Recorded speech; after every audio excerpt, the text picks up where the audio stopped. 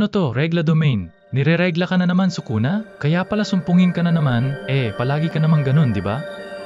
Sabi ng laging naka-shades kahit gabi.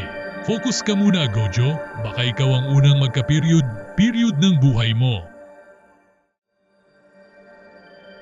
Eto na pala yung loob ng domain mo, Sukuna. Grabe, ang dugyot. Gusto mo ba tulungan kita? Isang blue. Linis, tanggal lahat ng kalat mo, pati ikaw. Ang ingay mo, sorcerer. Akala mo nakakatawa ka. Ang dumi na nakikita mo, ikaw yon. At hindi ito kalat. Ito ang libingan ng mga katulad mo. Subukan mo ang purple mo. At ipapakita ko sa iyo kung gaano kabilis maglaho ang isang Diyos sa harap ng tunay na sumpa.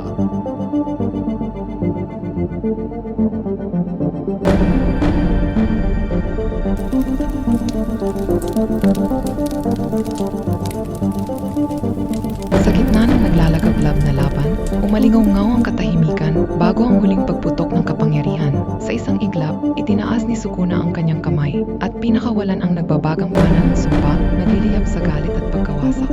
Ang hangin ay napunit, ang lupa ay nanginig, at ang mundo, tila huminto. Ngunit sapat na ba ito upang tuluyang pabagsakin si Gojo? O isa lamang itong simula ng mas matinding banggaan?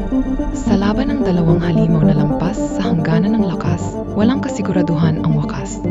Isang iglap lang ba ang katapusan? O magpapatuloy pa ng mga araw ang kanilang madugong tunggalian? Sa dulo ng apoy at kawalan, iisa lang ang mananatili.